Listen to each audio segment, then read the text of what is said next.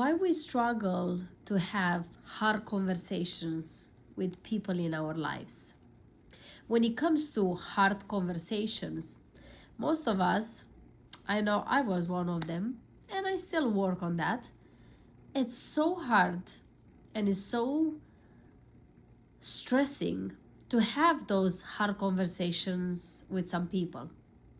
Whatever that it's my partner, or whatever is that a person at work, or a client, or a friend, especially with friends and partners. Those are the hardest ways of pushing myself to have those conversations. Why?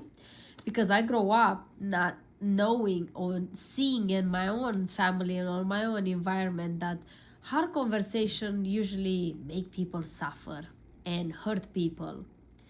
But what happens when you don't have those hard conversations with the people you love the most? What happens when you don't have those conversations and those moments and discussions with them?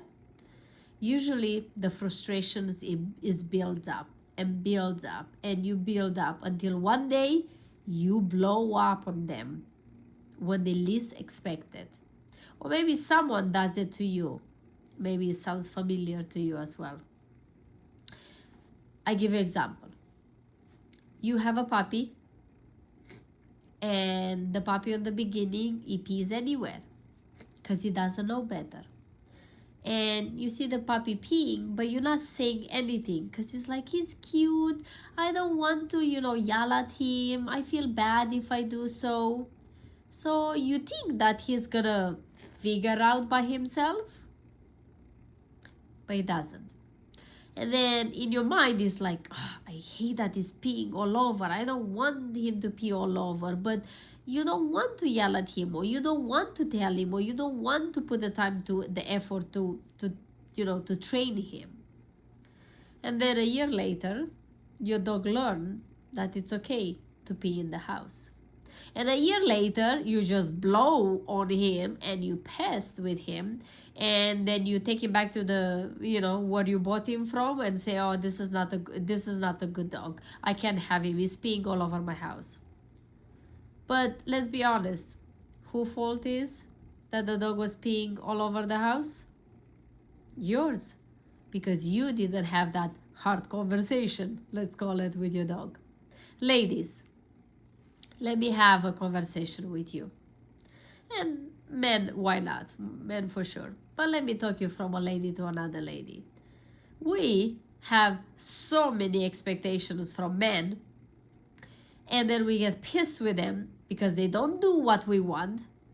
But the question is, in reality, did you told them? Did you had those conversations with them to tell them what you want and what you expect from them? Most of the times we don't.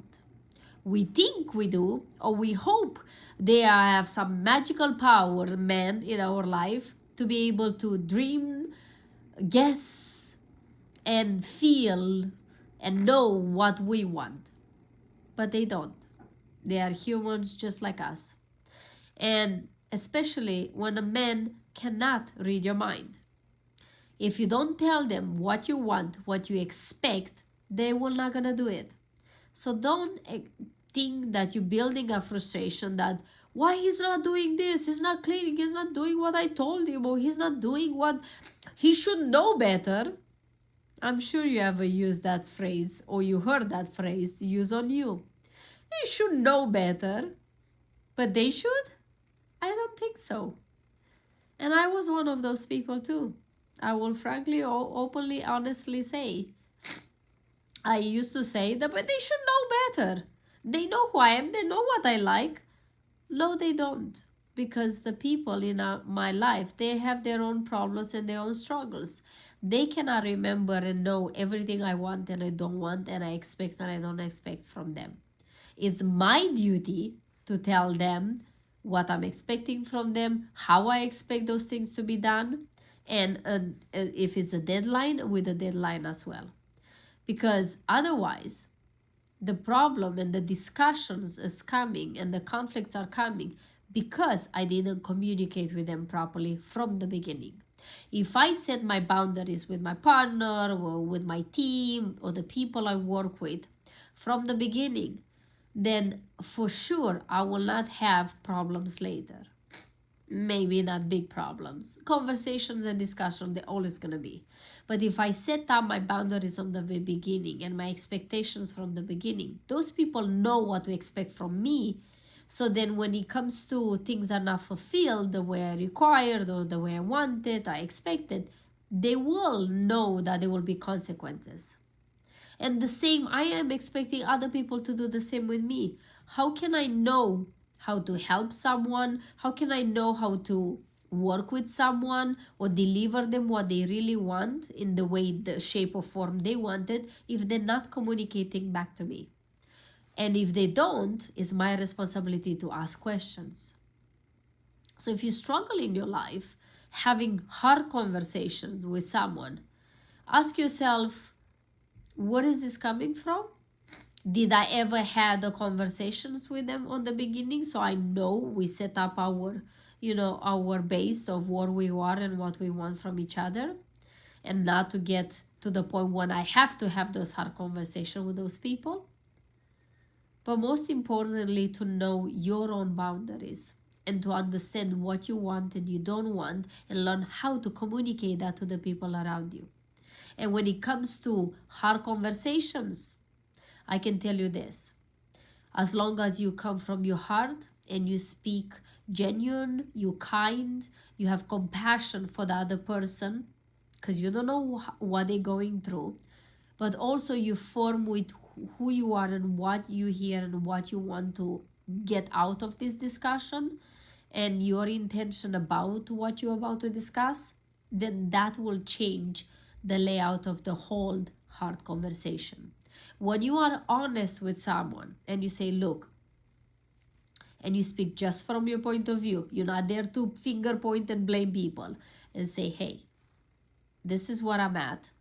I take full responsibility because I didn't spoke or told you or enumerate the things I wanted from the beginning. And I think that's why we got where we are today. But this is what I'm at. This is what I'm expecting from you. And this is what I'm willing and why I'm here and what I'm here to do in this relationship, whatever that relationship is.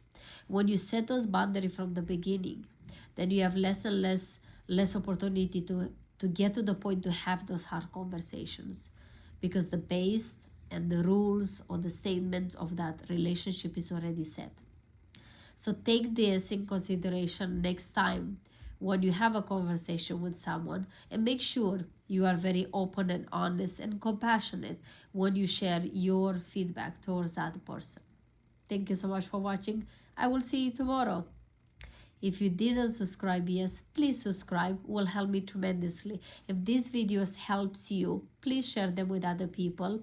I know you're a good friend and you will love to see other people thrive the same as you do. And it will help me tremendously to continue to create this content for you. Thank you. I appreciate your support, your comments. I will see you tomorrow. Until then, you know the deal. Live your life like it's truly, truly yours. Bye-bye.